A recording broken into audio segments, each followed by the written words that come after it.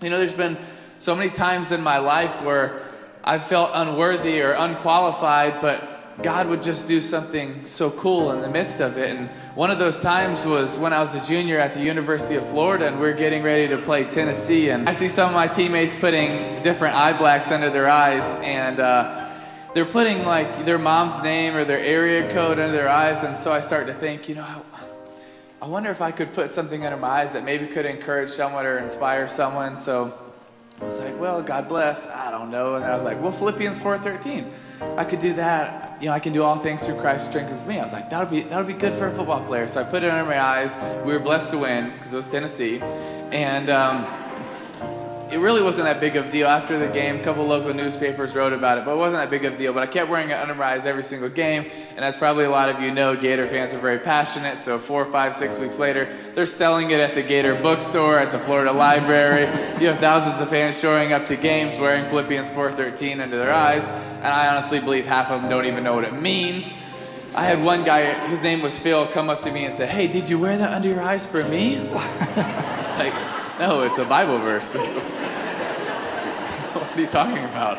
And so we get to the SEC championship game at the end of the year, and we're getting ready to run out of the tunnel. And football's kind of one of those things where you have such tunnel vision. It's just one thing at a time, one thing at a time. And as I was getting ready to run out of the tunnel, I really felt like God was putting in my heart to change the verse. I was like, really, right now?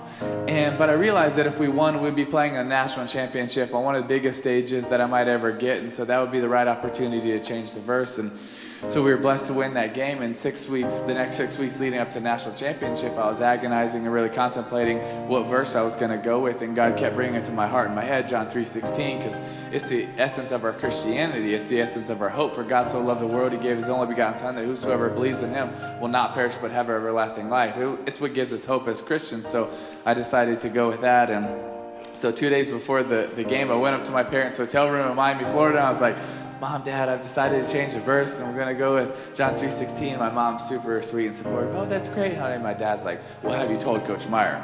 Because he says he just likes his routines, but that dude is so superstitious, it's ridiculous. So he's like, you really need to tell him. So we were right down the street at FAU practicing. We finished our last practice for the national championship. I said, hey, Coach Meyer, can I talk to you for a second? He's like, yeah, how you feeling? Your arm good, leg good? You ready for the game? I was like, yeah, I'm good. You know that verse I wear in my eyes? He's like, yeah, Philippians 4:13. I can do all things through Christ who strengthens me. I love it. I was like, well, I'm going to change that verse tomorrow night. What? What are you talking about? You can't change that verse. That verse got us here. Didn't get us here. So after a couple minutes of explaining it to him, he totally was supportive and understood. And honestly, after that, I didn't even really think about it. I just went out there and tried to win the championship game. We were blessed to win. And 2 days later, I was at Ballyhoo Restaurant in Gainesville, Florida with me, my mom, my dad, my aunt, and Coach Meyer. And Coach Meyer gets a call, and he's like, all right, bye. And I was like, who is that? He said, that was Steve McLean here, is our PR guy at Florida. I said, what do you have to say? He said, did you know that during that game, 94 million people Googled John 3:16? And honestly, my first thought was, how the heck do 94 million people not know John 3:16? Hashtag Sunday school. It's like the first thing you hear, But I was just sitting in Ballyhoo Restaurant, just so humbled at how big the God is that we serve, and how he wants to do amazing things in us and through us. And when we just step out and show a little faith or a little courage, or we just decide, hey, it's okay to be a little bit different than everybody else, what God can do in our lives. And that game just happened to be in 2009, January 8th. Well, exactly 3 years later, January 8th, 2012, we just happened to be playing the Pittsburgh Steelers.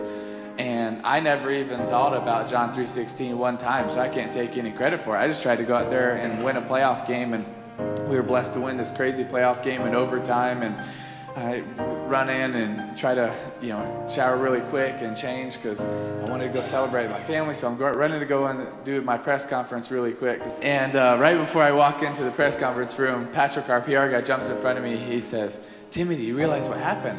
I was like, yeah, we just beat the Steelers. We're going to play the Patriots. Like, let me do this. He's like, no, do you realize what happened? I was like, I guess not. He said, Timmy, it's exactly 3 years from the night you wore John 3:16 under your eyes. I was like, oh, that's pretty cool. And he was like, no, you don't realize during the game you threw for 316 yards. Your yards per completion were 31.6. Your yards per rush were 3.16. The ratings for the night were 31.6, and the time of possession was 31.06. And during the game, 90 million people Googled John 3:16, and it's the #1 trending thing on every platform.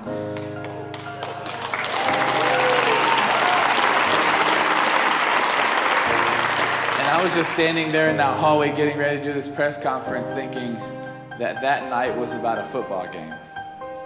And it really wasn't, because the God that we serve is such a big God. And standing in that hallway, I knew that it was something so much more. Because the God that we serve is a God of miracles, as we're going to hear today. And it's a God that does pretty amazing things in us and through us. And I think we just have to be willing to step out and say, here you go, God, I'm going to give you my fish and my loaves of bread, and watch what he does with it. But the God we serve can do pretty awesome, amazing things.